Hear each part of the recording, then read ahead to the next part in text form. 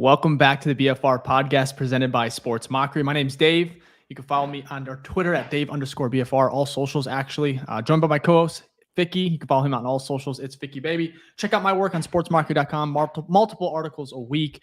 And man, Ficky, we are back at it again. Sunday night game, Bears versus Chargers. We have a great friend of the show. Bears running back Darrynton Evans is going to be joining us here shortly. Give us inside scoop on Tyson Bagent, what he's like. Some differences with him and, of course, Justin Fields. Overall, it's just going to be a fun show. But, Ficky, man, how you doing? Man, I'm actually doing good. I know we'll talk about it later, but this Chargers team is not that good, right? I know, on paper they are, but they have a lot of injuries. The defense, Basuda. So, we might have a chance. Again, it could – with the Bears, it could go two ways. We surprisingly, play well on primetime and win, or we get our brakes stopped off. So, I still have that little bit of anxiety to figure out which way this is going to go. But, I'm in a much better headspace with this game, even with having a backup quarterback starting. You know what I mean? So, it'll be interesting.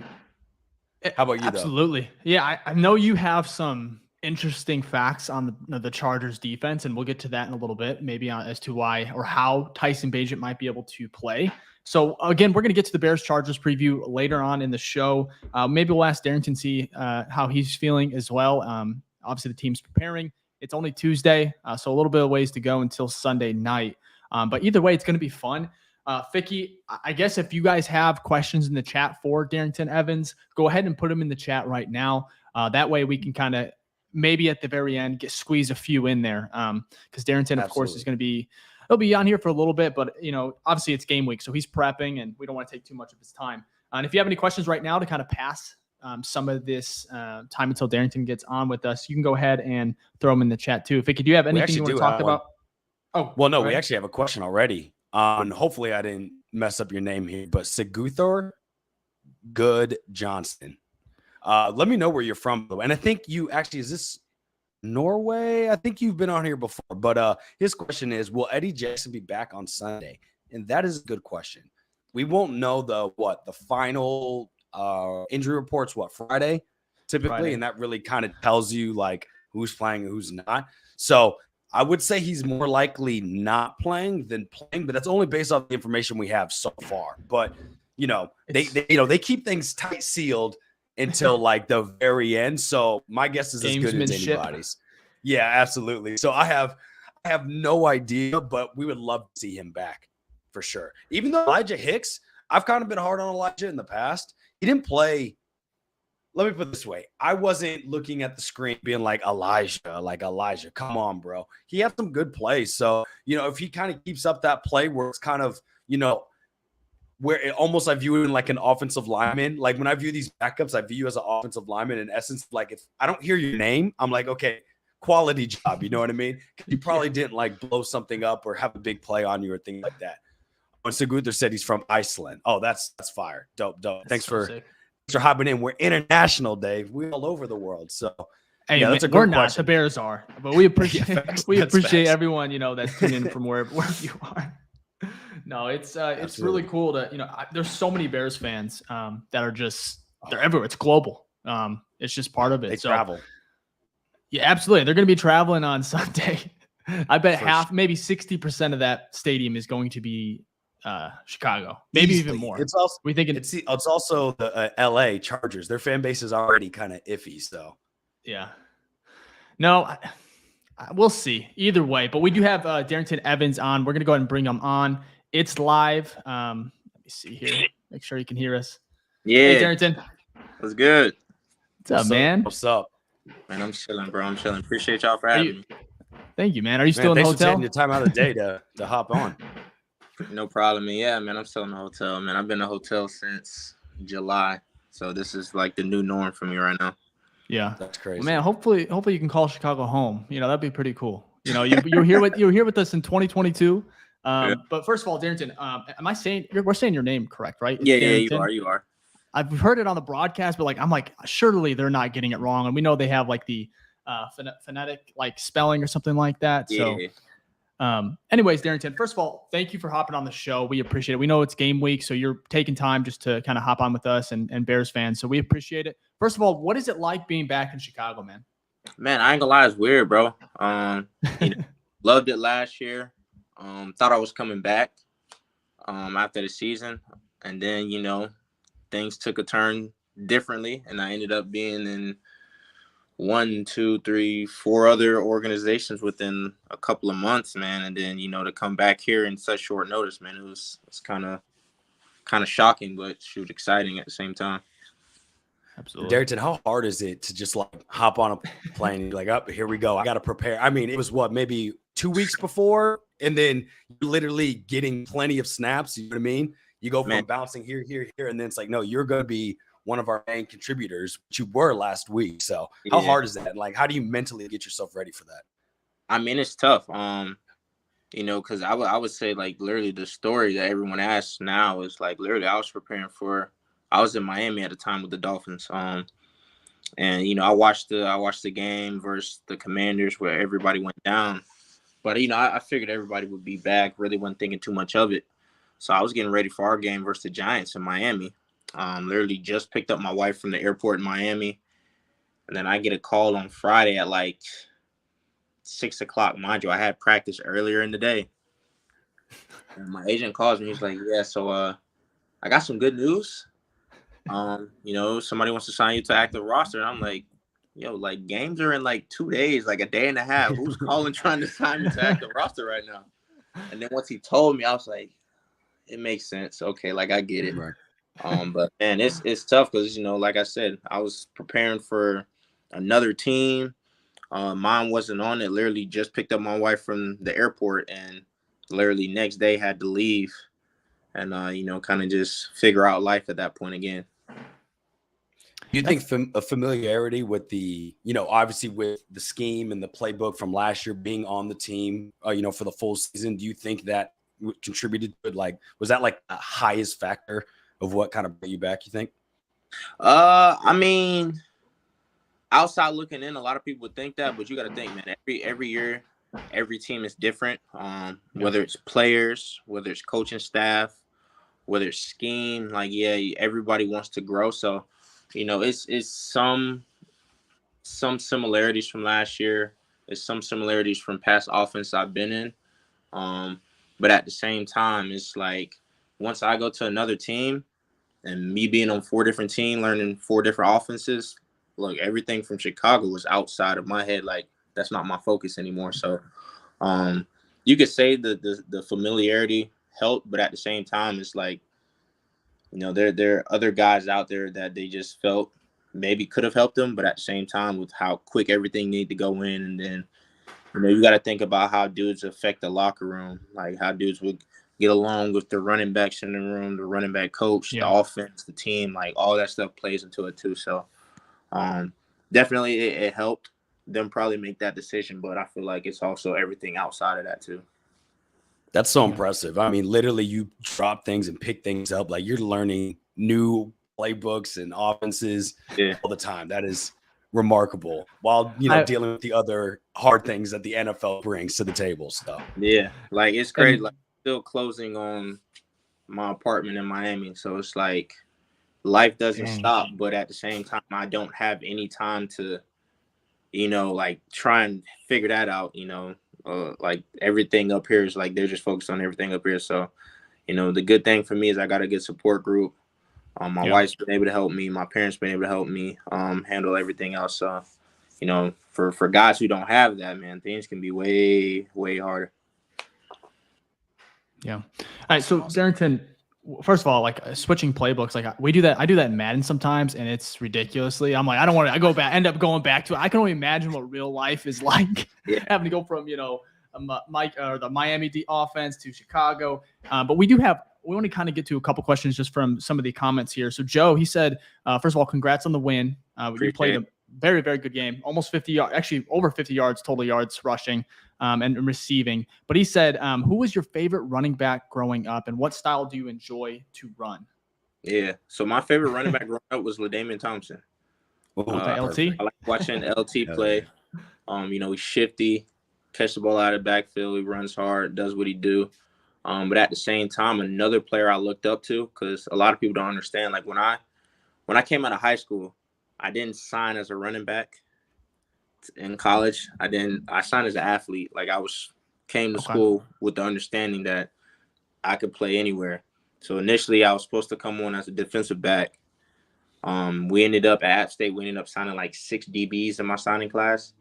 And then they're like, all right, we're gonna put you on offense. So my freshman year, my true freshman year, I played, I started out at receiver because that's the area that they were like, all right, we need some help here. We can get you on the field faster. This is the way to do it. And then we had I think we had one of our running backs had some grade issues, so he couldn't play and didn't find out till the first week of the season. And then we had some other running backs go down with injuries. So I ended up going from receiver to running back, and then the next year back to receiver, then the next year back to running back. So like literally all my bowl games I have, all my bowl game rings, I got 2 at receiver and 2 at running back. So talent.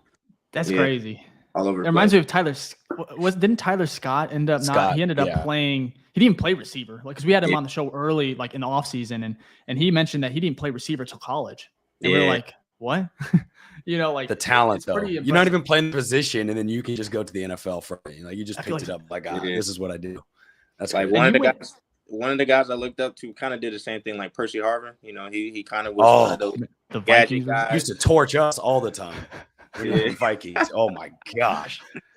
Percy was that dog. Good, man. I looked up to him in the way he plays, so it kind of helped me style my game kind of off of those 2 guys, and then just making it work from there. I can see That's that. awesome. Like I mentioned to you earlier, like I was watching on the broadcast. I was like, I didn't know he was this shifty. Like it's getting an open space, maybe just because we haven't seen it, in live, in a while since last year. So anyways, so you went to high school in Florida, right? So who was your favorite team growing up? Was it like Miami, like the Dolphins, or? No. You said no. Okay. I really was more of like a player person. So me, I like LT growing up. I like I like Randy Moss. I couldn't help but like Randy Moss. And then once Adrian Peterson came out, I loved AP. So it was like I kind of was a player guy. Followed Michael Vick around, when he was going from team to team. Chris Johnson was one of those guys. You definitely had to keep an eye and watch out for. So I really didn't have a team. Growing up when I was in Florida, the Florida teams really weren't, what they are, what I'm saying? They weren't popping like that. So, my uncles were all Dolphins fans. A lot of my cousins were Bucks fans, and, a few friends were Jags fans, but like nobody really just stood out to me to where I was like, all right, this is my team right here. Yeah, that's true. Actually, they were all garbage. It's fair. We can say it. They were all 3 of those teams were garbage when you grew up. They did not start getting good until past 3 or 4 years. So yeah, I don't blame you one bit for being like, nah, I'm gonna just follow these players. I do like that 2 of your favorite players are the 2 people that give me nightmares, especially like Adrian Peterson. Like I loved him, but hated him at the same time because that man would drop 300 like it was nothing on it. He would fall at the end, some random fumble, which keep us in the game, but that man would go crazy. He would do his thing, though, yeah. Oh, my goodness. We'll never see a running back like that again because just how the game has changed. Do you like, is that from a running back perspective, does that bother you? Does that affect, you know what I mean, like how you view it? Or you just think, hey, that's just the evolution of the game. If you got it, you got it. You'll make it work. Yeah, I feel like, if you got it, you got it. You make it work. I feel like the only thing that kind of not necessarily hurts the game now is just like with the longevity. They want you to play for 10 to 12 years, but when it's time for you to get paid, they don't want to pay you. So it's weird being a running back in the NFL. It's like you can't be too good because you may work yourself out of a job. True. Yeah. But you can't be, what I'm saying? You can't be on the bottom because then, they just feel like they can replace you. So it's like, if you're at the top, they feel they can replace you because you're too much. If you're at the bottom, they feel they can replace you with just a draft pick. So you kind of got to be like one of those, all right, let me do my thing, handle my business, kind of float in the middle guys. Yeah. But I still got to pop off. So I let you know I can be one of them top guys. So it's really just about opportunities. But, man, it's tough for us because, it's only 3 to 4, really 3 on most rosters, but 3 to 4. It's only one of us on the field at a time. It's not like receiver, DB, D-line. where you can just rotate and have 6 to 8 guys on a roster. Right. So it's a lot different. But I feel like, if you got it, you got it. Just play to your strengths. That's my main thing. Just play to your strengths. Well, if that Jonathan Taylor actually got paid for his contract, I'm hoping we start, that's precedent to like more to come, because we're definitely pro like pay you guys, because you guys get beat the fuck up. Excuse my language, but like you guys get beat up every play, and it makes no sense in this type of sport that y'all aren't getting paid. So, and the way I look at it, and people call me crazy, like I don't see why running backs don't get paid. Like I would say the running back is the one position on the field where you're asked to do everything, and you're asked to do it at an elite level. Mm-hmm. You're asked to carry the ball and run the ball at an elite level. You're asked to catch the ball at an elite level. You can't be a runner. Oh, but he can't catch. That's why you shouldn't pay him. So you got to be able to catch at an elite level. You got to be able to block at an elite level. You got tight ends that kind of block and catch. They're getting paid crazy numbers, but you got to do it in the back, asked to block the same people he's asked to block at a very, more times than not, running back smaller than the tight end, unless you're Derrick Henry. Well, he's bigger than everybody. So, when I look at it like that, you're asked to run the ball, you're asked to catch the ball, you're asked to block for the ball at an elite level without help. And if you are not elite at every single last one of them, that's the reason why you don't get paid. Versus having a pass catching tight end. Well, he's not a blocker. Well, we don't need him to. We're going to have him catch. That's why we're going to pay him. Well, you may have a pass catching running back. Let's pay him like a receiver or something like that. But, it's the league. They find ways to, what I'm saying? They find ways to do it. So it is what it is. Of course. And No, the next pass blocking alone should get you guys paid, because when those linebackers come in through the A gap or something, I would fold. Like, you guys have to run up to that and throw your body at that, like Fred Warner coming through. No, thank you. That is wild. Ficky, you're saying you would fold, man. I would die trying to. Yeah, it's true. They would have to I'm a fold. Out for me. There's no way. David Montgomery, who you're familiar with, he ended up getting paid. Was it the biggest contract? No, but that one, honestly, you could say is surprising. Not that he didn't earn it, but it was like almost shocking that a guy like Jonathan Taylor, maybe it was the money. They were, weren't kind of meeting in the middle, but it was cool to see at least David Montgomery. I thought it would be with the Bears too, but signing with Detroit. But Darrynton, I have a question for you. I want to kind of switch. Obviously in Chicago, the quarterback position it's a huge topic anywhere in the league, but especially Chicago. If you haven't heard, Tyson Bagent, his first game, you obviously helped him out a ton. You and D'Onta Foreman. But how was he in that game? Did you see him as a rookie, and kind of show us like what it was like to kind of be in that first start with Tyson, and what surprised you? I guess I could say. I mean, I can't really say what surprised me, because I think of the Lil Uzi Vert meme where it's like my third day out here. Like, what I'm saying? I'm new. What I'm saying? Like, I'm new to being around Tyson.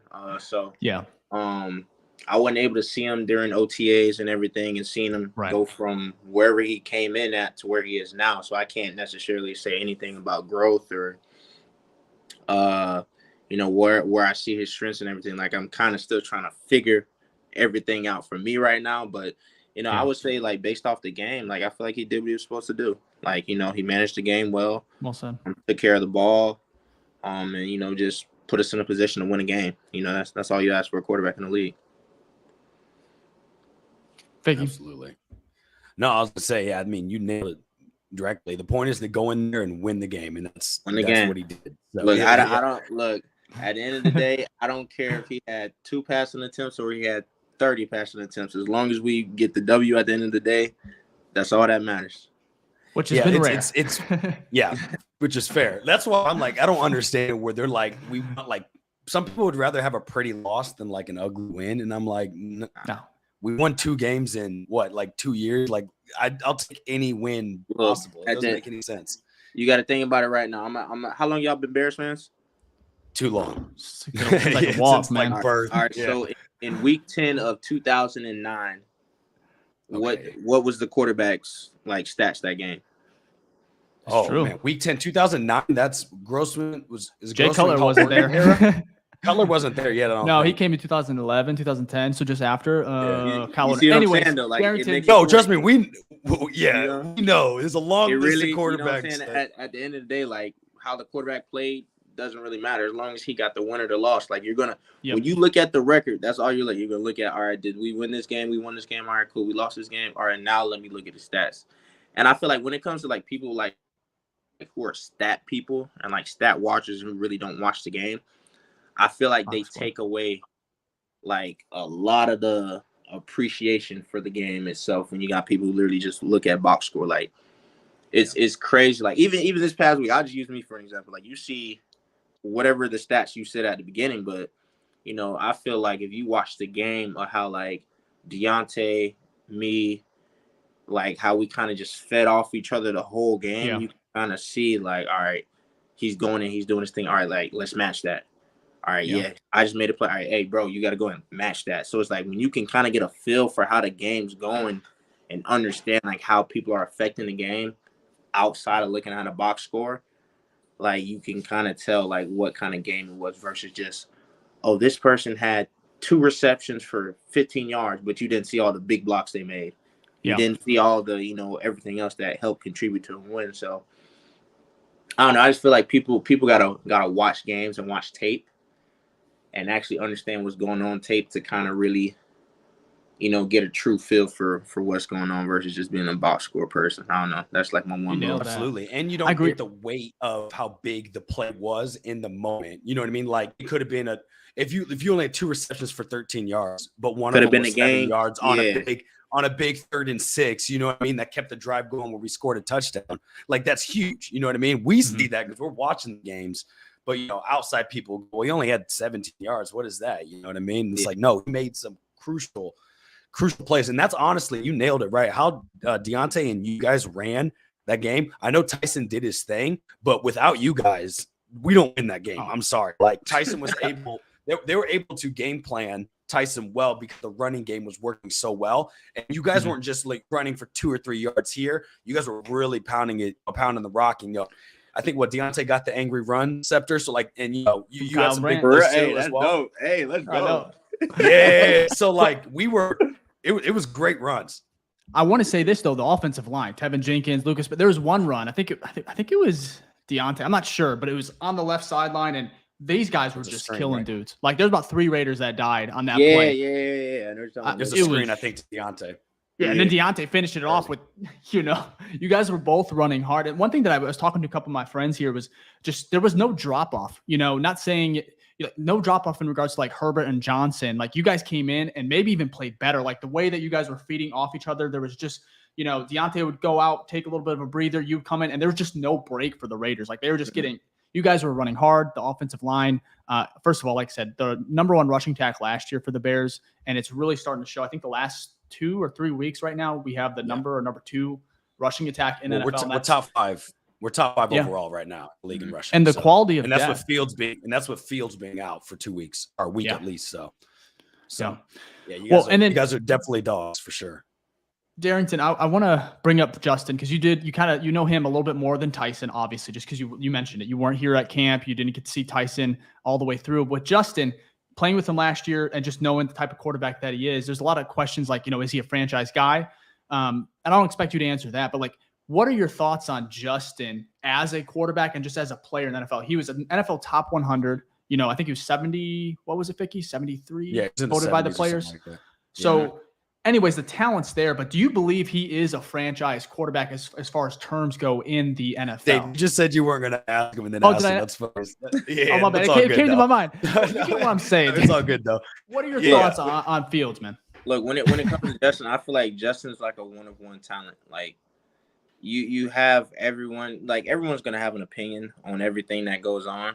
Unfortunately. But I feel like until you get into the shoes and you understand what goes into the game, I feel like a lot more fans would appreciate Justin and what he's done for, you know what I'm saying, this team and this organization and everything he puts out there. Is he an elite quarterback that can be a franchise quarterback? Easily. Like, I get so confused. It's crazy. Like literally, like when I was in Miami and I get on Twitter and I see Bears Twitter because I'm still following everybody. And everyone's saying Justin's name. I'm like, what is everybody talking about? Like, I haven't watched the games or anything, but I'm like, bro, what is everybody talking about? And then I'm like, do people not understand they talking about like the Justin Fields right now, saying like he like down talking just. I'm like, bro, y'all gotta understand like what you have right now in this moment. Yeah. And you know, I feel like a lot of times as a fan base or as just people in general, you don't know how good you got it until it's not there. You know what I mean? Yep. So I feel like, you know, that'll be one of those things you come back to a couple years from now, and then like you start thinking, dang, bro, we had it good. Yeah. We I had mean, it if good. he's ends up like in Atlanta or something, he's just balling out. gonna And we're go like, off. oh my Yeah. gosh. You know? No, that's already me and Dave talk about this all the time. If he goes somewhere else, which we don't want to happen, Oh no, I don't want. the man's gonna go crazy, and then we'll be stuck with who knows who. You know what I mean? He's just so talented, man. And Darrynton, he said it. He's a one of one, just in regards to, you know, obviously the passing. That the stats aren't there, like Darrynton said, but it's like everything else he did. Look at last year, how he carried this team for a lot of, you know, that really long stretch. And it is interesting just because like the quarterback is such a volatile discussion when it comes to just NFL standards. And every week, you know, Justin Herbert, similar. Everyone's like kind of dogging on him a little bit because of the slow start. Joey Burrow as well. It's just interesting, but yeah, I say when it comes to players, like you got to understand in this league, everyone's going to have a different journey. I would say everyone's not going to come into the league day one and be like, you know, elite, be that guy. Sometimes it takes people 2 to 3 years. Sometimes it takes people 4 to 5. Sometimes it takes people 7 years to finally, you know, get to that point. And it's a lot of factors that go into that. It could be opportunity for one. It could be, you know, the system. It could be, you know, the people around, whoever. Like, it's a lot of things that factor into it. Like, it could be management, a whole bunch of things. Like, you gotta look across the league. And then I say, like, the main thing I look at whenever it's conversation about players being in a system and then they go to another team and then everyone's like, yo, this dude was not good, but now he's this all-pro player, or this person here was an all-pro player here, but now he's here and he's not doing good, he's a bust. I'm like, bro, like, you gotta understand, like, when a team commits to a player or commits to whoever, or a coaching staff commits to whoever they have and they believe in those people and they actually put forth the effort and trying to develop that player, build around that player, and do everything to make sure that player feels comfortable, that player is going to succeed. 9 times out of 10 at any position. It can be quarterback, it can be receiver, it can be running back, it could be offensive line, it could be whatever, defensive line. Because at the end of the day, I look at the Eagles. When you look at the Eagles, you got a quarterback, you got him an offensive line that's elite. You got him some receivers that are elite.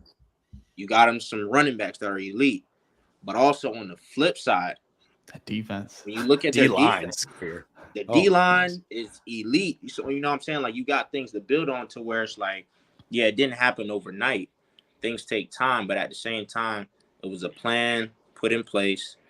You got the vision of what you want to do, and as you start getting the pieces, all right, this guy wants this. I feel like this dude plays well with this kind of style of whatever. Let's fit our team around this. Boom. And then you just see teams just start popping up. Like, everybody was laughing at Cincinnati before they popped off. And then they go to the Super Bowl. And, well, how did they get here? Because they've been trying to get things right there, you know what I'm saying, for however long it took. So I feel like, you know, once you get a team that kind of builds around the personality and the playing style of the players they have collectively, that's a scary team to play against. Yeah, me and Dave agree. Like, we talked about, it's always top down, just like any business or anything, you know, in life, you know, it's always the higher up. If everyone goes all in on you, you're more likely to have more opportunities for success, right? So we're hoping that's the case here. And a good example of that right now is look at, you know, our rivals over there in Michigan, Detroit Lions, and look at Jared Goff, right? They traded for him, which says, we want you, you know what I mean? And then look what they've done, building around him, the scheme with Ben Johnson, things like that. And he's playing the best football of his life at age 28, 29, like 8-9 years in the league. So you're right. Everyone's different. It doesn't come in and, you know, Jamar Chase or Justin Jefferson, right? Some people develop a little bit later. So, and I would say even then, like, you know, tip my hats off to Detroit. Like, everyone was talking about how bad Detroit was, but when you actually look at the games they lost, how many of those games could have been if you changed a few plays here, a few plays there? Yep. Would have been the other way around. Exactly. They would have been over 500, or So it's like, again, those are like the box score people just looking at, or they lost this game, or whatever. Like when you actually watch games and you see, like, dang, this team is actually really good. Like everyone's talking about how San Fran lost last night, the Bills lost to the Patriots. Like, you got to understand, like, no team in the NFL is a bad team. Everybody's professionals. Everybody's elite and are the best at what they do in the world. So there should be no surprise when you got a team that's 16-0 playing a team that's 0-16, and they lose to the team that's 0-16. Like, what you mean? It's even playing field. It's based off given week. Yeah, any given week, because any given Sunday. Yeah, it's not college where you got, all right, we're gonna pay to get the we're gonna now pay with NIL to get the best guys here, and then the worst guys here. It's not that. Like, the NFL is an even playing field. You can't recruit all of the top talent, the top all-pro players to one team, and just have the rest of the guys on another team. You can't do that. Everybody here is evenly, what I'm saying? Some guys have better strengths than others, and that's all it is. NFL's matchups. Yeah. Find what and when you play somebody, you find what you're good at, and then you play to it. I think that's why this is such a great sport, because you have hope every week, because literally you can beat anybody.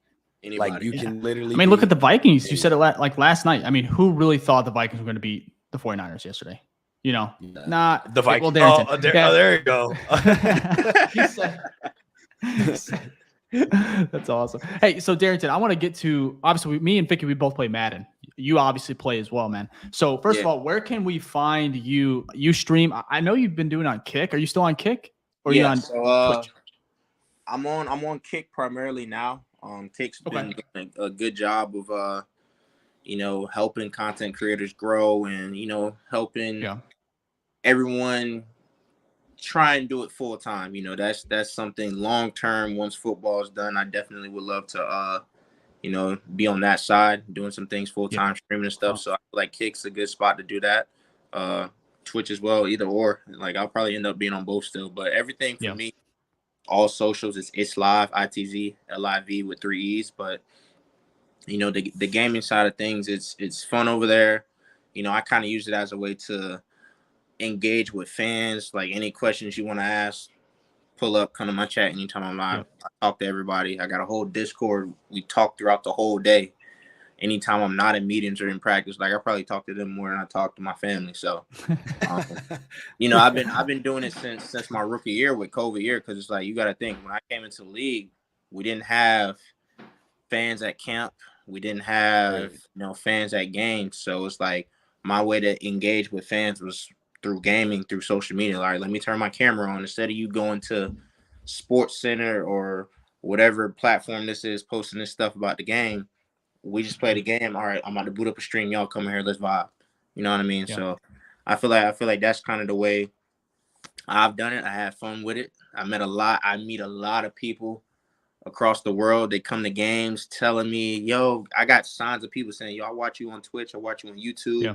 That's awesome. In Seattle. I'm like, dude, I never knew this. This is crazy. So, like, anybody that's like in the community that watches me stream a lot and I see your name in there, I make sure, like, hey, if you had a game, I'm gonna try and get you some, get somebody to sign something. And I do giveaways and everything, like jerseys, cleats, everything. So that's just kind of something I do on the side. That's awesome. Me and Dave love gaming. We'll make sure to drop the Discord in our description so people can join up and join the community. So I already asked you this. But you haven't played it yet. Not yet. I haven't played it yet either. I haven't, but I haven't played it yet. So the first two, Dave, you got to go back though, because you just got 5. Go back and play the first 2. They're amazing. So. It frustrates me so much, Darrynton. I don't know how you feel about PlayStation, being exclusive. I'm an Xbox guy. I used to PC, like back when Warzone really started. And you play modern, you play Call of Duty. I've seen you stream. But it's like Warzone. I had a PC for a while. It was great. Is that the modded? Wait a second. Is that the modded on the back? You got the this is a SCUF controller. Paddles.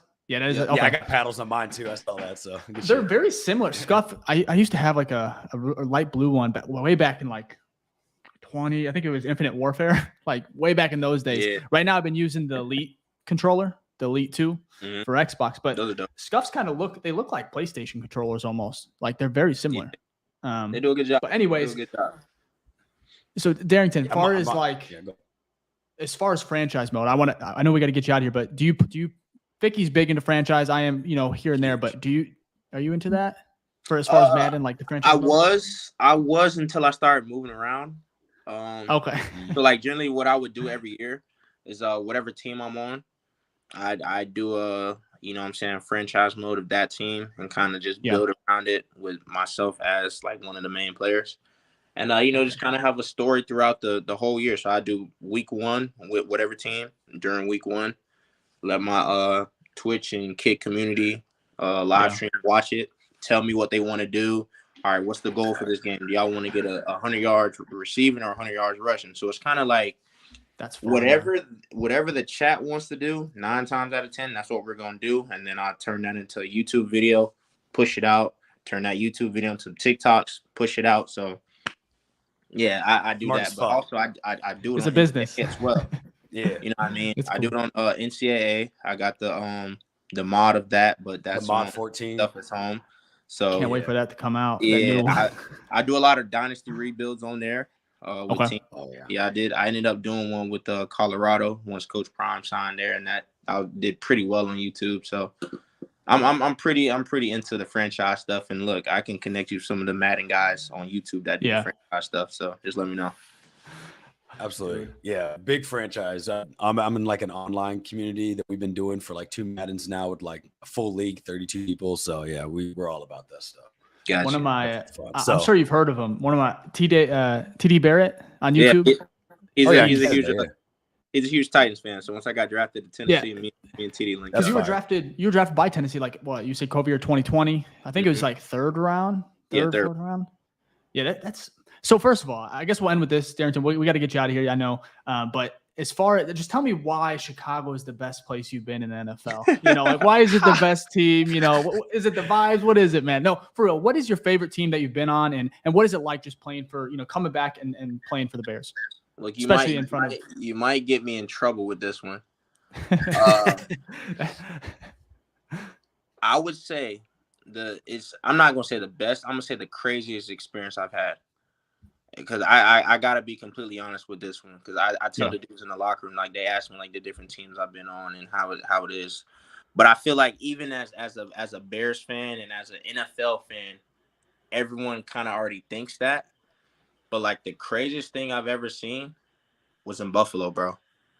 Like I don't know what it is. I don't know what it is, yo. Breaking tables. I came here last year. I'm like, oh nah, Chicago got this, bro. Like it's 20 degrees outside. Everybody's still out here. Like our record isn't all that, but everybody's still at the games going crazy. Oh yeah, Chicago got this place is crazy. Like I'd be inside. And then like I didn't really notice, like I knew of Buffalo being wild, like the jumping through tables and stuff. Mm-hmm. But until I saw it in person, I was like, what? Crazy.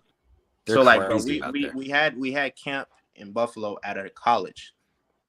And then once we broke camp, our first practice back in Buffalo was an open stadium practice, right? Mm-hmm. When I tell you it was just a regular practice, no scrimmage, how many people do you think they had in that stadium? How big is the stadium? Do you know how many they can fill in that? It's got to be like 80,000 or something, right? Probably anywhere from like 70 to 80. That's crazy. Yeah, they probably had more like I know we're so small. I'd say probably like 40,000 people in there. They had like 45 to 50,000 people. That's like crazy. literally it was traffic getting into practice. Yeah. People are tailgating for a practice. But at the same time, it makes sense because Buffalo's one of those cities to where, it's like it's nothing to do besides. Right. Yeah, it's not Chicago. It's not Green Bay of New York. Think of think like Green Bay. Like what I'm saying, it's a NFL team placed in an area that's kind of very rural and very, less populated. But at the same time, like they cherish it. They cherish it a lot.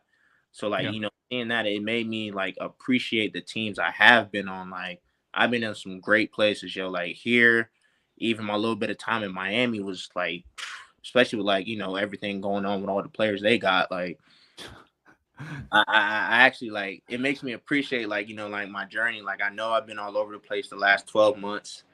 But I kind of was just telling my wife, like, it's a blessing to be able to do this thing and, see the different cities I've been in, meet the people I've been around. And then, like, I think I made a tweet the other week of, like, I really played with a lot of future Hall of Famers. Yeah. Without even really, like, thinking about it. I really played with a lot of future Hall of Famers over my career so far. But, Chicago, man, y'all do a good job, bro. And, especially with me, like, Chicago got my heart. Chicago is probably the main fan base that showed me love, bro. Good, man. Well, we're gonna continue to do that too, man. Like, hopefully, I know it's selfish, but I hope you stay, stick around. I know the quality and the depth on that running back room is crazy, which is cool, especially for the Bears and his fan base. It's just fun to see. But Darrynton, one last thing before you go. Go ahead and like give us your socials one more time. Kind of I don't know, you're not gonna be able to stream right now just because you are kind of still figuring it all out. So what does your schedule look like? He's got it ready. He's got the mic and everything. Look, hey, I would say with being in a hotel since July, I've become a pro at trying to figure out ways to maneuver. So I feel like with me being in a hotel for that long, man, like I'm locked in with football, but at some point, man, being in these four walls and not being in a big space, like it gets kind of cabin fever. Yeah, so I found a way to kind of get myself into my old norm of being able to stream or at least being able to talk to people, because it's like I ain't even got my wife up here; she's still back at home, so I gotta find something to do outside of football to keep me locked in and keep me sane. So. We will be, but everything it's live, ITZ LIV with 3 E's. I'll send you the link and we'll attach it to it'll be in the description. We'll update it for sure, man. Super easy. It's live, and we'll have everything in the video description as well. But dude, thank you again for hopping on. Hope you have a great week. Real. And like I said, if you ever need anything, let us know. And hopefully you can win this week, man. I think it'll be fun. Oh, yeah. Appreciate y'all. All right. Absolutely. See you, Appreciate it, Darrynton. Yep. Thanks. All right, Ficky. Well, definitely appreciate, let's see here. Switch it real quick. Appreciate Darrynton hopping on. Again, we're going to have all his info, link, both Instagram, everything. All socials will be in the description for YouTube. Go ahead and give him a follow if you are. If you're a Bears fan, first of all, he's just an amazing individual, awesome content outside of football, but also has some funny tweets and just in regards to football and really cool content behind the scenes just when it comes to being at Hallis Hall, being on the field, and being with, all these teammates. So why are you chuckling, Ficky? No, because he is pretty funny on Twitter. He's pretty funny on Twitter. So. Yeah. Anyways, before again, shout out to Darrynton hopping on and just talking ball with us for almost like 30, 40 minutes. So that was our easy August guest. So I appreciate it. Yeah, it's great. You love when people hop on here and just, love to talk about the things they want to talk about. So I think there's a lot of good tidbits in there that you wouldn't get, from other interviews. You only get that exclusively here on the BFR pod. You know what I mean? So give us a like, a thumbs up, make sure you hit the notification bell if you want more awesome content like we have here. And again, for our Apple and Spotify podcast listeners, go ahead and give us a review on there. We just appreciate all of you that decided to be here. Yeah, wherever you get your podcast. I'm not as formal as you yet. I'm gonna have to get that down. Yeah. But again, more importantly, show some love to Darrynton. Chicago Bear. He was here last year with us. He went through, obviously a crazy season last year, and now he's back and he's making an impact, man. I know he's so humble. Because he is really a really good, underrated running back in this league. So he talked about opportunity, and I believe he needs one, and hopefully it's here in Chicago. Either way, he's going to get it, and he's going to make it work in the league because he belongs here. So shout out to him. Absolutely. If you're enjoying the pod, we are going to go ahead and talk Bears versus Chargers a little bit more in depth. But go ahead and leave a like, sub to the channel if you're enjoying the content, want to stick around for. And again, we'll be back next on Sunday night, late Sunday night after the win against the Chargers, of course. And it'll be fun. So hit that notification bell. And Ficky, man, we're going to get to bold predictions. We're going to get to the Chargers defense that you kind of touched on early on in the show. So I kind of actually want to start there. Tyson Bagent, Justin Fields, who's better for the team moving forward? I want to start right now before, as I hit my mic.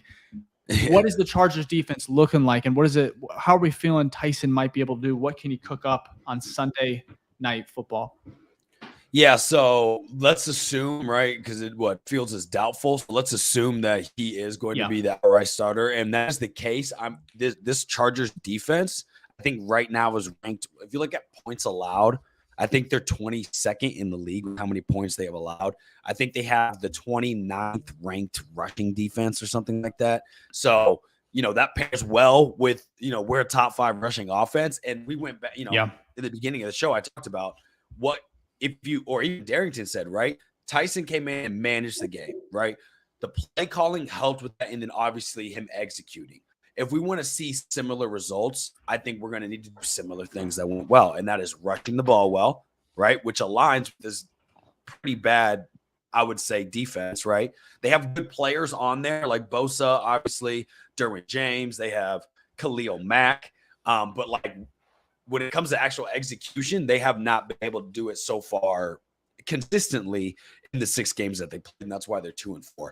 So I just think that there actually are a lot of holes in this defense to which benefit, if we're going to be run heavy and have a backup quarterback, this is the type of defense that I think aligns well with Tyson Bagent. So hopefully we can see run heavy, play action off that, couple boots that we saw last time, right? And those worked out well. And then just consistently moving it down the field. So if we can, I think they are on 3rd down, right? They're giving up 62% as a defense, right? That's pretty bad. 3rd down is where you get people off the field, obviously, right? Typically, that's like a big, I'd say, not to be a stat guy, but it's a big key factor in determining how well your defense is, right? That 3rd down percentage in your red zone defense.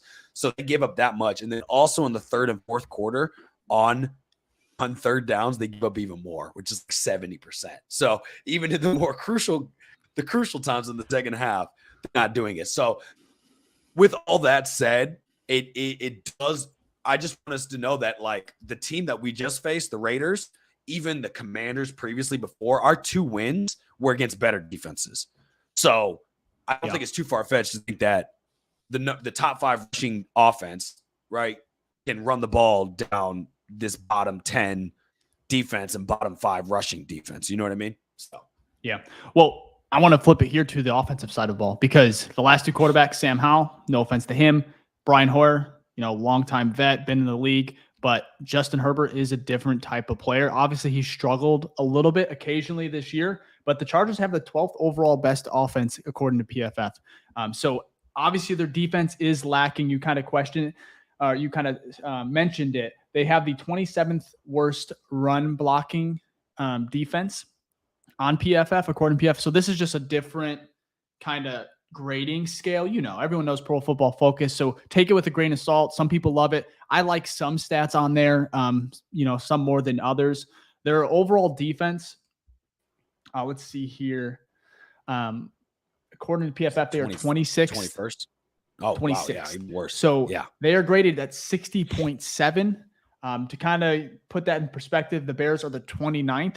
They're moving forward. They're moving up just over these last 3 weeks or so. But they have a lot of ground to make up. So they're at 29th worst defense in the NFL according to PFF. Their grade is a 50.1. So it is what it is. The pass rush for the Chargers is 22nd in the NFL. Khalil Mack's over there. Bears fans are familiar with him. He's going to be I think he's going to be a monster. I don't know. Our offensive line has been playing very, very well, but it's Mack. How many sacks did he have a couple weeks ago? 6? 6. By himself. So it's is he going to wake himself up to play against his former team? A revenge Khalil Mack game. I know we talk about revenge games. This is very possible on national television. He typically plays well on revenge games. History shows. And primetime. So, yes. So, but you know what? We did do well again. We had a great game plan.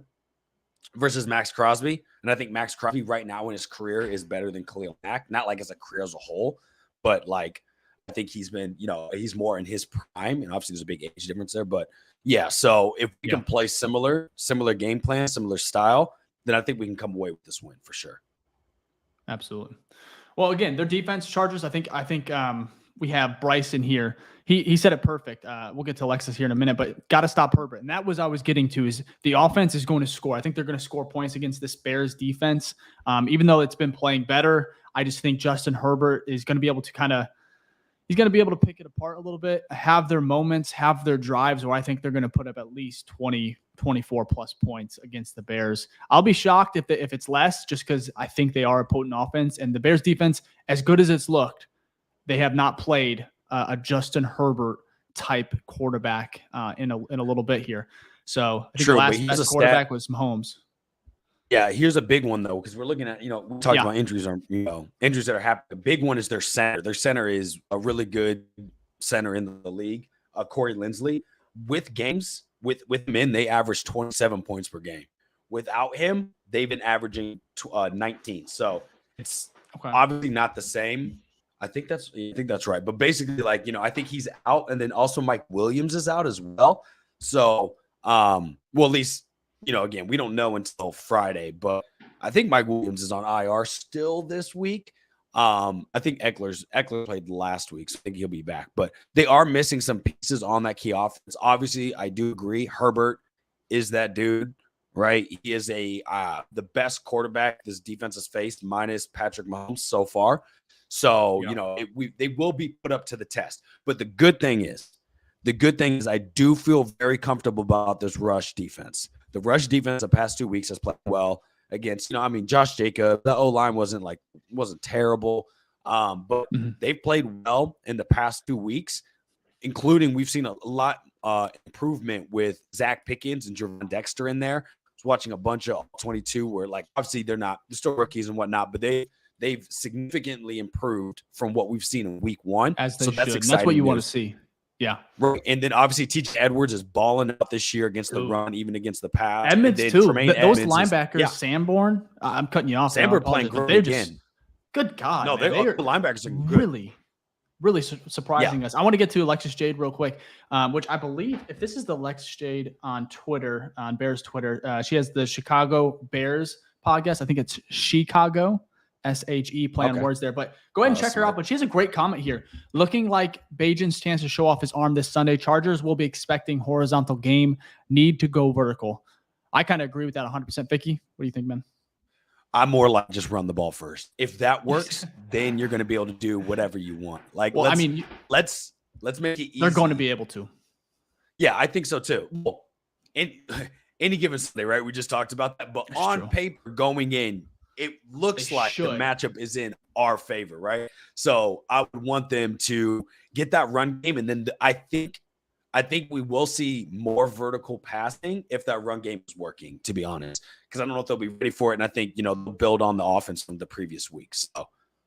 So that should be good. Well, Ficky, let's get to our keys to the game: Bears versus Chargers, and then we'll talk Justin Fields, Tyson Bagent a little bit, and then we'll do our bold predictions along with our final predictions for Sunday.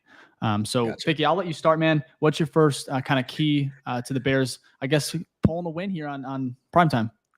Yeah, well, I think I've run the ball. The last 10 minutes. Run the fucking ball, okay? Let's run it. It's looking good. Let's give our boy Darrynton some good amount of carries. Yeah. Deontay, keep that same up. Let's go ahead. Both of you win scepter again. So I think if we can do that, if we can get the ground game established, it's going to open up so much, right? And in the NFL, there's nothing more tiring to a defense than getting the ball run down your throat play after play. So I think that really will help us keep time management, right? We'll have our time of possession on our side. And I think that'll allow us to open up a lot of play action. And I think we'll have more big plays this week compared to last. So that's my biggest key to the game. What about you? I'm not surprised there. That's a good one. I didn't know if you're going to go off the bat with run the ball, because I was going to steal that if you didn't. So no, it's too easy. I had to. So we have Justin Herbert here. One of my biggest keys to the game is going to be winning the turnover battle. They did it last week.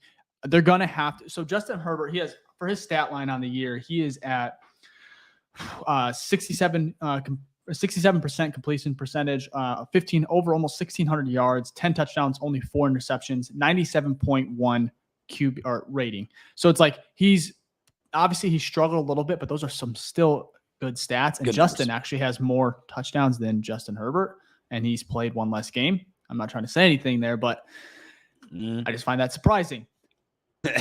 But for me, it's like you have to win the turnovers here. I would like to see at least a pick or two from at least one interception, and then maybe a strip sack or just a fumble. Just win the turnover battle, however that is, whether it's 2-1, 1-0. You're going to have to kind of get a break here, maybe short field for Bagent. I know we talked about maybe stretching the ball, vertically, throwing deep. It's just I don't believe Tyson. I know he said it himself that he has a pretty big arm, and you'd expect any quarterback in this league to be able to do that and stretch the field. I just don't know if he has Justin Fields-esque where he can really stretch the defense and kind of get it, rip it down 60, 40, 50 yards on a rope. I just haven't seen Tyson do that in the NFL yet. Obviously, he has some crazy highlights in college. It's just obviously it's a different ball game. But I would love to see that. Rooting for him.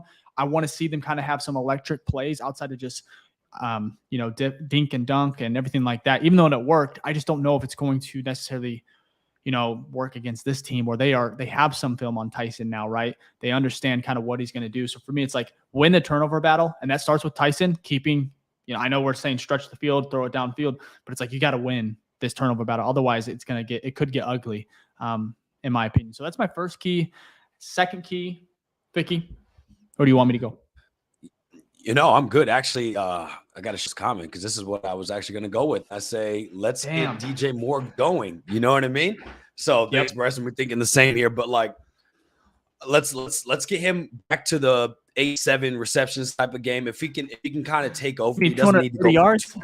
Yes, he doesn't need to go for 230, but like, let's see an impactful game from him. Let's see an impactful game from him because if we have the running game going and DJ Moore's going, I promise you that's a dub. There's absolutely no way that's not a dub. Unless the defense gave up 800 points. You know what I mean? So if we can get both of those going, then we'll be good. Yeah. Now, Shane here, question, does he have the velocity to throw it downfield? I mean, it's an NFL think he quarterback. Does.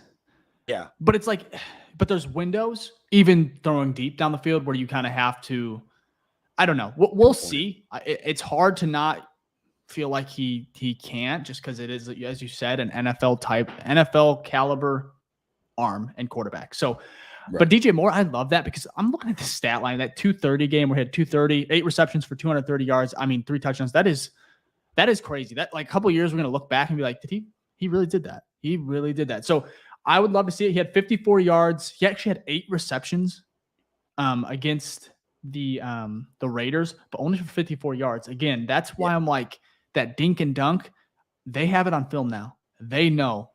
I know the defense is not great, but as you can see, it's the NFL. They are going to take away at least one, if not a couple things that Tyson did well last week, just because it's an NFL defensive. They're going to game plan. It's what they're going to do. The Bears are going to have to switch it up. They're going to have to throw in some twists there if they want to kind of, I think, avoid a very, very bad offensive outing. But my second key to the game, this one's hard because I know I went turnovers and I don't want to stay on the defense, but I kind of need to because I think Justin Herbert, him playing well, one way to stop that is I know we talk about it getting pressure. So I'm not saying get 5 sacks, but try to make him uncomfortable, man. Like you cannot let him get back there or sit back there and just have 4 or 5 seconds. Otherwise, he's going to find. He's that good of a quarterback where he's going to make you pay if you give him over 3, 4, 5 seconds in that pocket. He might roll out. We understand that he's similar to Justin, not the best not the same type of athlete, but he's very, capable as far as, at the quarterback position goes. So I think if the Bears can get a sack or 2, but more importantly, just make him uncomfortable, get that internal clock sped up a little bit. And I know Andrew Billings, I know they've played better. Yannick Ngakoue, a couple of these guys, they're just going to have to really make it awkward for him instead of just allowing him to sit back there and kind of pick us apart like, Aaron Rodgers used to do or something like that. So for me, pressure. Otherwise, for me, again, I don't know where I'm going to, I don't even know how I feel as far as predictions go at the end of how I'm feeling for this Sunday night game. But that's my second one. Ficky, final key to the game? Yeah, my final one, I got a stat for you. I really do be sound like a stat guy after Darrynton said that, these box score guys. Yeah, I do watch the game though. So let me see your notepad, sir. Yeah, right. This defense is when you look at their series results, defensive series results, 70. Let me see. Let me find them here. I think it's like 77% of their defensive series results in a touchdown or a first down. So that means yeah, you're moving the ball on this team. So my third key goes to third down.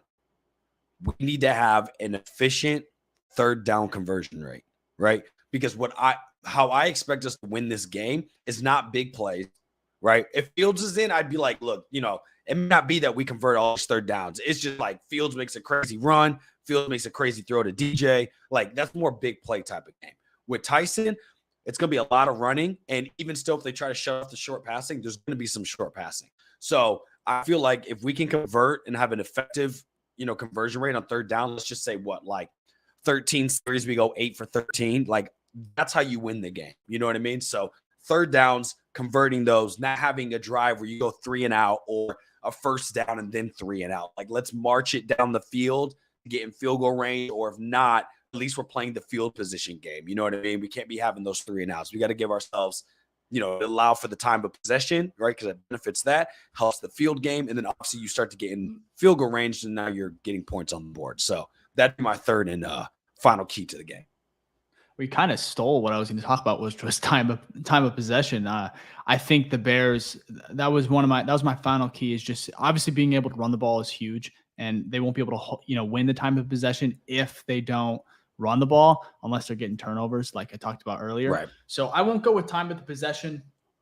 My final key for this one is don't get out coached. And that's going to be tough with this coaching staff because I think we'll get to our predictions.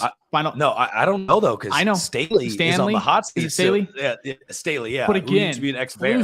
But yeah, Flus, he's a great defensive head coach, but they can't adjust midway through games, in my opinion. Like, it's tough sometimes.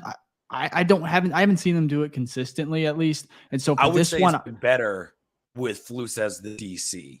Oh, he's a great defensive coordinator. Worse. I think it was worse than the adjustments with with the I just don't. DC, two things. I'll do two more keys: that win the time of possession and then don't get out coached in the second half. Just because we've seen it time and time again, where it's like things might be working or it's a close game, whatever the scenario is, heading into that second half, whether it's a penalty to start your first drive on defense or offense, just don't get out coached again. Make it. I would rather lose, a really close game than see this team, just unable to produce in the second half, whether it be offensively or just have no answers for what the Chargers might kind of switch up, in that second half going against the Bears defense that, again, has been, trending upward, but it's like, we'll see. So that's my final, I guess, two keys to the game.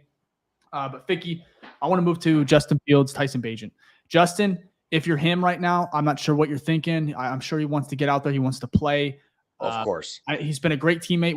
We've heard stories about Tyson's talked about it. He talked about it today on the radio about how great Justin has been for him and just been encouraging. So I'm not going to pin it that he's, wanting to get out there because he's, worried about his job. But it's like, if Tyson goes out there Sunday and he does light this team up, it's like, no matter what happens, there's going to be a thought in his head where it's like, oh shit, it's like, Tyson's kind of balling out, and not that he's overstayed his welcome, because I think a lot of fans outside maybe a minority, they still believe Justin could still be a quarterback.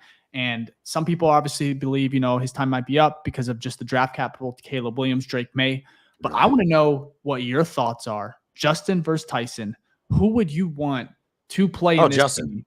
Okay. Justin. Well, no. We'll move to the next topic. Both. No. I'm saying both healthy, right? If there's no issue with gripping the ball and he can do whatever he needs to do, it's gonna be Justin. Yeah, nothing against Tyson. Tyson did well, but I'm gonna go with the more talented quarterback, and we're gonna go Justin there. My issue isn't Tyson versus Justin. My issue is Justin versus a new coaching staff and draft capital to where they want to decide to move on. Darrynton made a great point, and before we get to the super chat, I'll finish this up. Darrynton said, hey, when a team wants to go all out for you, you know what I mean? Yeah.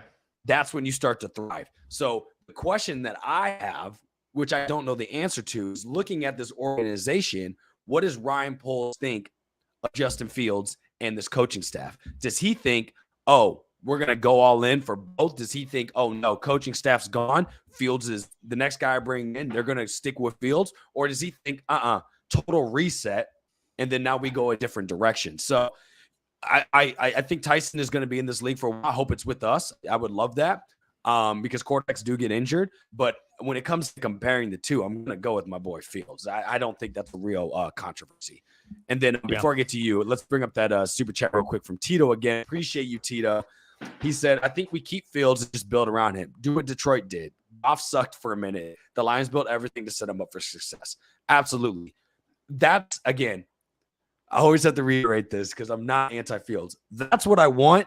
I just don't know if that's what's going to happen because, right, and really the big key is the coaching staff. If there's a whole new coaching staff, there's a whole bunch of unanswered questions about how they feel about a guy that's already gone through two coaching staffs that also isn't their hand-picked guy, right? And then the main question is, how does Ryan Poles feel about Fields? Because if Ryan Poles says, that's my guy, then the head coaching staff he brings in is going to be aligned with that. He would not bring in people that don't think Fields is that guy and they want to build around him. So that's the real question. We don't have the answer to that. We probably won't get the answer to that anytime soon, but I agree. I hope I can keep my Fields jerseys. We can keep supporting him because he's the most talented quarterback to ever step foot in Hallis Hall. End of discussion.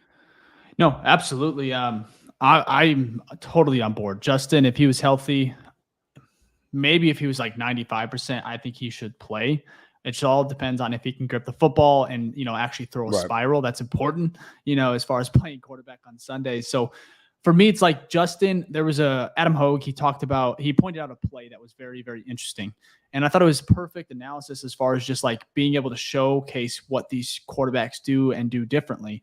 There was a play where Tyson, he stayed in the pocket. I could bring it up, but I'll try to describe it. He's hanging in there in the pocket where you might see Fields maybe float to the left, maybe run, maybe dump it off to Darrynton for a play that could have been like almost 20, 30 yards pickup for him. But Tyson Bagent, what he did was he stayed in there. He hung in there, was scanning. He found Tyler Scott, I believe, over the middle, and it was a first down. Awesome play. Again, Adam Hogue, he talked about how it could have been different with Fields, where if he would have rolled out, which Justin likely does there, he's probably scoring a 52-yard touchdown because there was so much open space, and Justin is that type of athlete. He said two things, which is the key part. He said either Fields holds the ball for too long, it's sacked, or maybe he takes it off. So that's the thing about Fields is like, it's like, that's why he's so polarizing, because it's like when he does his good, he does great. You know what I mean? Like he is one of one, like Darrynton said, right? But the bad sometimes is so bad that you're like, well, all these question marks, right? And so, like you said, like hopefully we see more of that. Hopefully, not even us. It doesn't matter what the hell we think. And I hate to do that. Thinks that there's more I hate the hypothetical too, but it is fair to point out that Fields he does, maybe he doesn't, maybe he finds that read, maybe he finds Tyler Scott right there because he has shown a case that he can make that type of play, that read, and stay in the pocket. But it's almost fair to say that coming in as a prospect from college, this was something he struggled with, but it didn't help that his offensive line and Matt Nagy and everything, all the chaos around him over the last few years, it's like those habits kind of were ingrained on him. And we talked about, how terrible this is starting to get for him. And are you worried? All of these questions that we had a year and a half ago. And it's like, here we are again. Justin looked like, you look at that Pittsburgh game. I know in his rookie season against the Monday night against the Steelers. He was a completely different quarterback. Completely different quarterback as far as just hanging in there. He was making some plays with his legs. He just looked different. So for me, I just thought it was interesting. And I thought it was a fair analysis as far as, two types of quarterbacks. One's a rookie. One's in his third year. Yeah, third year. Yeah, I'm losing track, man. But it's like, it is interesting because it's like, do you want the guy who's going to make the read, stay in the pocket, or do you want a guy that is going to be a playmaker? Not that Tyson isn't, but Fields is on a different level, man. And so for me, when it comes to that Tyson versus Justin, I understand everyone has their preferred type of quarterback, but I'm going with Justin just because I believe the ceiling and the talent just from it's way everything, higher. Physicals is just so much higher. And I no hate to say that because, Tyson. And here's the thing. I could be totally wrong. And I hope maybe 5 years from now, I'm like, wow, shame on me for thinking Tyson was just a backup and he ended up being like a Pro Bowl caliber, all pro type quarterback. Anyways, would love that to happen. But just as of right now and what we see and what we believe in, or as far as what I believe is Justin just being the superior type quarterback and of course athlete. I mean, so at the end of the day, Justin was drafted in the first round. Tyson's undrafted free agency. So this isn't like a bold claim here that Justin has a higher ceiling than Tyson, right? It's not, we didn't make that decision. This is what the league felt as well. So of course, I think our first round quarterback that we traded up to go get that broke records last year probably has a higher ceiling than our backup quarterback, right? It blows my mind that like this is even not on you, but I'm just like Twitter world. It's like this there's no controversy at all. It's good that Tyson is playing well. That's not a bad thing. But to think that he is now the future compared to Fields, if anything, it's more likely that it's should have put that as the title. And I know, right? Tyson's like the future. Oh my goodness, talk about clicks, right? It's more likely that neither of them are the future, and it's whoever the draft pick is. So it's not Tyson versus Justin. It's Tyson or Justin versus whoever we draft next year. So that's what we got to figure out. I don't know if we're ever going to figure it out, just because we don't have we're not in the office. We have no idea what Ryan Poles thinks, or even if Ryan Poles is going to be here, because like Alexis said in the comment here, she said the biggest X factor on the decision is Kevin Warren. So does Kevin Warren even think Justin Fields is the guy, or Ryan Poles is the GM, or this coaching staff deserves another chance? Like there's so many questions. That's why like this Bears team is crazy to follow. There's so many questions every year that we don't seem to have answers about, and hopefully that will start to change, because good teams don't have that many questions that they have to worry about, right? So we'll see what happens, but this QB controversy is not fucking real, guys. Do you remember when all we worried about was a kicker? Bro, that kicking competition was wild. Matt coming back, good time. What was that, 2019, the kicking competition? That's hilarious. That was garbage. Oh man, the season to follow after that.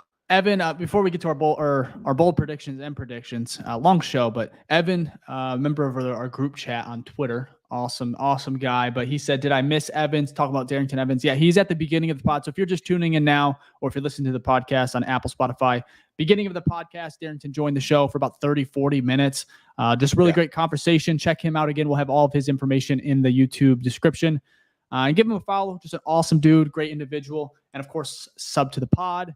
On Apple, Spotify, wherever you listen to podcasts, on YouTube, just helps support the show. And we're so close to 2,000 subs on YouTube. So once we get there, we're going to do an awesome giveaway, a big giveaway, maybe a jersey or two, or just something fun. But go ahead and sub if you enjoy it. If not, we're glad to hear either way. Bold predictions, Ficky. Do you want to start? You want me to start, then? No, I can go, because it's going to go off of my key to the game. We're going to rush for over 150 yards. Another big rushing day. Well, they got 160, 170. Yeah, and I think 175. Is it 171? I think is what it was. Okay. But anyways, they got enough. Okay, so I think we're gonna do the same thing. Is that bold? 150? Is that bold? 150 I don't think so. plus. I mean, okay. Let's do 150 plus. Thank you. I'll give you 175. Then. You want bold? We're almost They better win that damn game. You drop 175 on somebody. If you run for 170, you're winning. There's no way you're not. Like, because you wouldn't, if you're down, you're not running the ball that How many does Darrynton get? Oh, that's gotta be another bold prediction. You gotta. I'll go there. I'll go there. Okay. So Darrynton, he had. I'm gonna go receiving and catching, because our receiving and rushing, because that's what he said. Good running backs that stay in this league, you have to be able to catch the ball. You have to be able to run the ball. You have to be able to block. So obviously, I'm not going to bold predict as far as him getting 100% like pass protection, pass pro, but I believe he's going to get over 70 rushing yards, because I think they're going to run the ball on this Chargers team. I think the offensive line is cooking. They are firing in all cylinders, so that's going to help out when you have Tevin Jenkins, Lucas Patrick. I mean, even Cody Whitehair. I don't know I don't know what got into him last week, but he looked pretty damn good. So shout out to him. But they can keep up this form and how they're playing. I believe it's going to be interesting. So I'm going to go Darrynton Evans. That's my bold prediction. I'm going over 80. What did I say? 75? You said 70. You said 70. I'm going 75. He's getting 75 Okay. total yards. 75 total yards. I think they're going to run on this team. I think it's going to be fun. Shout out to him, though. Again, check him out. We'll have all his stuff. Description. Second bold prediction, Ficky. Second bold prediction. We're going to stay on the offensive side, and we're going to go with our man DJ Moore. And I'm expecting 2 touchdowns this game, which doesn't seem like it's super bold, but it is when you think about who the if you think about the offensive game plan, that is a bold prediction, right? Because I just said we're going to rush for 170 plus. So that doesn't mean we're going to be passing for 300. We're not doing something crazy like that. So I think DJ Moore, though, will get 2 touchdowns. And I think that's somewhat bold. I'm sticking it here. Jalen Johnson still hasn't got his extension. It's close. I think there was reports that, 2 sides are actually talking. They're at the table as he requested. Awesome. I think he gets 2 more interceptions on Justin Herbert. Yo, that's bold. Okay. I'm telling you, I think he's feeling himself. I think there's going to be opportunities there. I mean, Justin's not perfect. And I'm talking about Fields, but Herbert. And I think he's going to get 2 more, man. I would love to see it because if he gets 2 more, I guarantee you Ryan Poles will fly to Los Angeles because it's in San Diego. Not San Diego. It's in Los Angeles. Yeah. I think you would fly right there, hand him his check. Welcome to the team for the next 3 or 4 years. He probably won't have to fly. I think he's going to be there, so you don't have to worry about that. But yeah, he might have to fly out to get the bag from Chicago and bring it back at halftime or some shit if he has it by then. So, yeah, no, that'd be great. I mean, Jalen Johnson, let's not get it twisted. That man's been balling out. We've talked about it all throughout the season, right? He's been playing lockdown. The biggest thing was always just ball production, and it was great seeing him get 2 of them last week. So am I surprised that you go with that, or would I be surprised if it happened? No, because he is a good corner, a good degree corner that deserves to get extended. That's no question.